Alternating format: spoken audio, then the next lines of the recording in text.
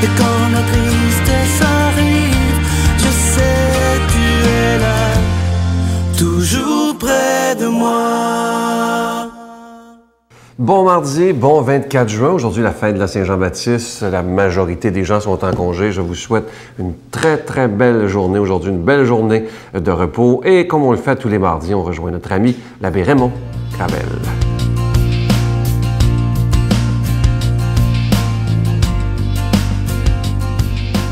Bonjour, aujourd'hui, la parabole porte sur la marmite et sur la bûche. Au fond charbonneux de l'âtre, une marmite cuisait la bonne soupe du pâtre sur la flamme qui luisait. Une bûche enflammée disait à la soupière, « Rien ne vous sert, mamie, de faire ainsi la fière. Votre carcasse épaisse et votre double fond vous protègent du feu, des braises, des brandons. Vous me narguez de vos grimaces, vous vous croyez bien coriace. Attendez un instant que j'accroisse mon feu, que j'attise ma braise, et que je flambe un peu. Vous aurez d'ici peu en votre fondement un vrai brasier d'enfer qui vous fondra les flancs. Vous souffrirez bien moins dans un petit moment, et je vais, mon ami, vous chauffer jusqu'au blanc. » Ainsi parlait la bûche à la pauvre soupière. Celle-ci, se sentant son heure dernière, soupire ainsi. « Mon ami, écoutez-moi un peu. Croyez-moi, je vous prie, si je vous fais un vœu, laissez-moi mijoter et cuire mon potage. Je ne vous nargue pas, ce n'est pas un outrage, je fais seulement mon ouvrage. De plus, si vous m'en croyez, refrénez votre ardeur. Fondre mon fondement vous serait une grosse erreur. Réfléchissez un peu, mon fondement se perce, la soupe que je cuis se transforme en averse, vous tombe en plein dessus, vous submerge et vous noie, et vous serez oxy du coup, tout comme moi. Il y aura 2 morts inutiles et bêtes. Faisons notre travail du mieux que nous pouvons, sans colère, sans prétention, et sans qu'un vain orgueil nous monte dans la tête. Cohabitons sans guerroyer, nous avons tous à y gagner. C'est beau cette parabole-là, parce que la soupière fait son travail de nourrir les gens avec la soupe qu'elle contient. Et la bûche, son travail, c'est de chauffer la soupière pour que la soupe soit mangeable. Mais c'est vrai que si la bûche ne fait pas son travail et veut détruire la soupière va déborder, la soupière va éclater, et la soupe va tomber, puis elle va noyer la bûche.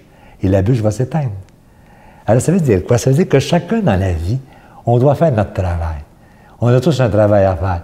Et c'est un travail de complémentarité. Alors, au lieu de voir les autres et leur faire la guerre, ou les voir comme des ennemis, pourquoi ne pas les voir plutôt comme des compléments? Et chacun, on pourrait faire notre travail, et ensemble, on pourrait faire tout un travail. Vous savez, c'est bien mieux de faire quelque chose à 2 ou à 3 ou à 4 que de le faire tout seul. Et je pense que si chacun faisait sa propre corvée, un peu comme la soupière et la bûche, on arriverait à manger une bonne soupe à la fin. Alors c'est la même chose pour ça. Et si je lis bien l'Évangile, en tout cas même le texte d'Isaïe, Isaïe nous dit ça dans la Bible. Isaïe dit que Dieu, au nom de Dieu, il va bâtir des maisons, on plantera des vignes, on pourra manger des fruits. Mais chacun doit faire son travail. Notre Père qui es aux cieux, que ton nom soit sanctifié, que ton règne vienne, que ta volonté soit faite sur la terre comme au ciel. Donne-nous aujourd'hui notre pain de ce jour. Pardonne-nous nos offenses comme nous pardonnons à ceux qui nous ont offensés. Ne nous laisse pas entrer en tentation, mais délivre-nous du mal, car c'est à toi qu'appartient le règne, la puissance et la gloire, pour les siècles des siècles. Amen. Je vous parle encore de ce beau cadeau de la victoire de l'amour, une belle exclusivité. Il s'agit de ce CD de l'abbé Raymond Gravel qui s'intitule « La puissance de la prière ». Et je vous rappelle, ce qui me touche, c'est que c'est pas des mots en l'air, parce que là, Raymond, il le vit vraiment dans son corps, dans sa chair, cette puissance de la prière. Et il me dit souvent à quel point, comme il me disait dernièrement, il ressent votre prière à l'intérieur de lui. C'est en train de l'aider à vaincre la maladie, une maladie qui n'est pas facile, un cancer des poumons à stade 4, c'est pas évident. Les médecins le condamnaient complètement à vivre seulement 3 mois. Et regardez maintenant, il est plus vivant que jamais. C'est ça qui est extraordinaire. Lorsqu'il nous a donné la retraite dernièrement, j'ai vu un Raymond complètement en forme, et ça, c'est grâce à la prière de chacun et chacune d'entre vous.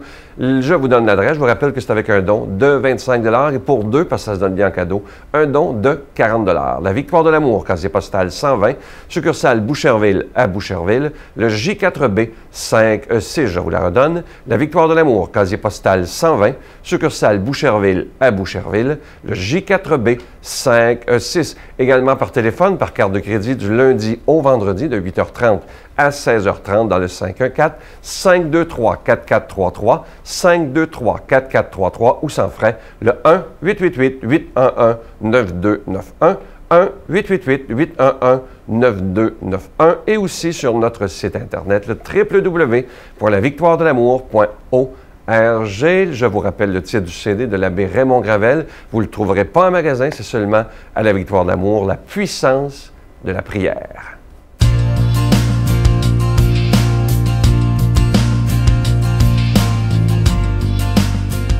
Mon Dieu, donnez-moi la sérénité d'accepter les choses que je ne peux changer, le courage de changer les choses que je peux et la sagesse d'en connaître la différence.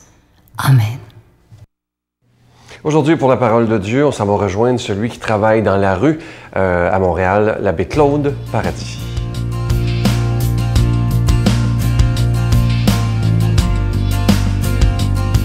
Bonjour et bienvenue à cette belle journée de congé. Et ce matin, c'est l'Évangile selon Saint Luc. C'est la naissance de Saint Jean-Baptiste. Quand arriva le moment où Élisabeth devait enfanter, elle mit au monde un fils. Ses voisins et sa famille apprirent que le Seigneur lui avait prodigué sa miséricorde, et ils se réjouissent avec elle. Le 8e jour, il vint pour la circoncision de l'enfant. Il voulait le nommer Zacharie, comme son père. Mais sa mère déclara, « Non, il s'appellera Jean. » On lui répondit, « Personne dans ta famille ne porte ce nom-là. » On demandait par signe au père comment il voulait l'appeler. Il se fit donner une tablette à laquelle il écrivit, « Son nom est Jean. » Et tout le monde en fut bouleversé. En l'instant même, sa bouche s'ouvrit, sa langue se délia. Il parlait et bénissait Dieu. La crainte saisit alors les gens du voisinage. Et dans toute la montagne de Judée, on racontait tous ces événements. Tous ceux qui lui apprenaient en étaient frappés et disaient, « Que sera donc cet enfant? » En effet, la main du Seigneur était sur lui. L'enfant grandit et cet esprit le fortifie. Il alla vivre au désert jusqu'au jour où il devait être manifesté à Israël. Acclamons cette parole de Dieu. Ce matin, c'est un texte, je vais juste faire un petit retour à l'arrière pour pouvoir bien comprendre. À cette époque, on baptisait l'enfant toujours par rapport au nom de son père. C'était vraiment la façon de faire, c'était la façon de l'époque. Donc, on devait le nommer Zacharie. Et Zacharie, lorsqu'il avait reçu l'apparition de l'ange, en lui disant que son épouse était pour avoir un enfant, même si elle était en âge avancé, Zacharie n'y crut vraiment pas beaucoup, et il devient muet. Et c'est pour ça que dans l'Évangile de ce matin, il demande à quelqu'un qu'on lui emmène une affiche, une tablette, pour qu'il puisse écrire. Et c'est là qu'il dit lui-même, « Je veux qu'il s'appelle Jean. » Parce qu'avec Jean le Baptiste, nous sommes à la frontière. Un monde meurt et un monde naît. Ce nouveau monde est annoncé par la joie messianique. Les voisins et la famille apprirent que le Seigneur avait comblé Élisabeth par une naissance inespérée, là, comme je vous ai expliqué. Et ils se réjouissent avec elle. Hein? Imaginez-vous, c'est le grand banquet, c'est la fête, parce que personne ne s'attendait à ce qu'elle devienne enceinte. Il y a un nouvel indice messianique, hein, la venue du Seigneur, messianique. le mouvement autour du bébé et l'étonnement qui ne cesse de grandir.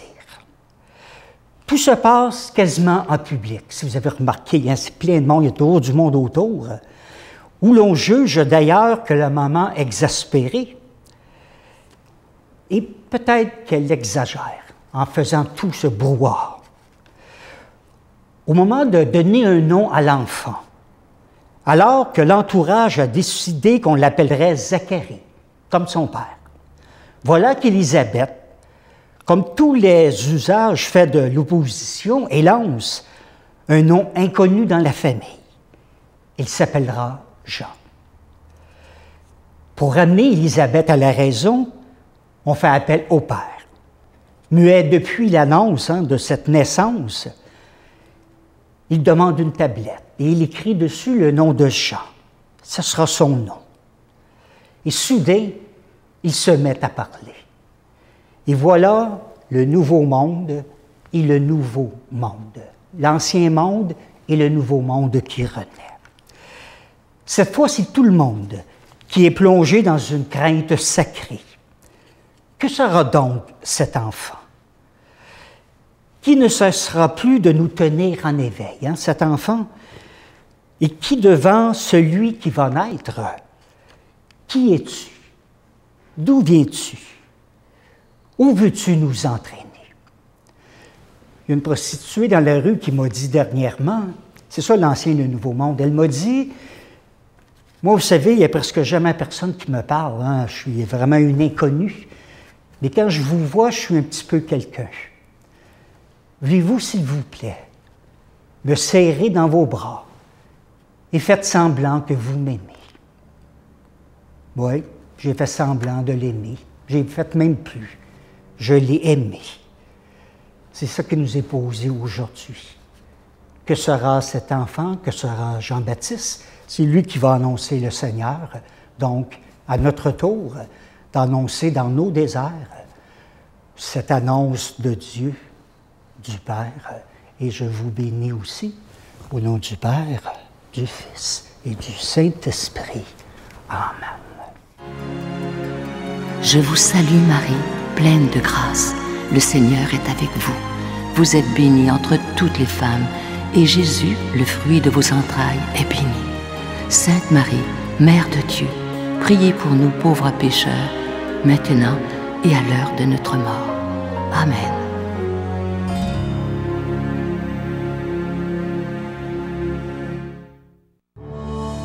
Sur les pas de Jésus.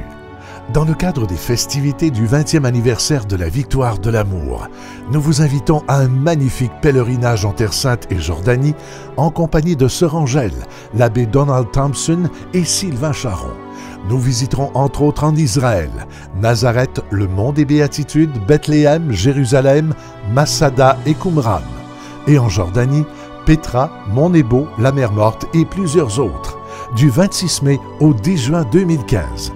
Pour informations et réservations, Voyage Intermission au 514-288-6077 ou sans frais au 1-800-465-3255. Je vais vous laisser avec une belle pensée qui dit ceci. N'importe qui peut abandonner, c'est la chose la plus facile à faire. Mais tenir le coup lorsqu'il serait compréhensible de tout laisser tomber, voilà la vraie force. Je vous souhaite d'être capable de toujours continuer à vous battre pour les belles choses, de ne jamais abandonner. C'est tellement important. Je vous souhaite une belle journée. À demain. Bye. Mais comme beaucoup de jeunes, avec l'adolescence, rock'n'roll, tout ça, la drogue, la fête, puis des diverses épreuves personnelles qui m'ont fait un petit peu tomber dans une espèce de nuit. Puis c'est là où j'ai repris contact avec le Christ au fond de mon cœur. Je me suis dit, mais est-ce que c'est pas lui qui est la lumière de ma vie? La Victoire de l'Amour remercie de tout cœur les Résidences Soleil de leur accueil si chaleureux.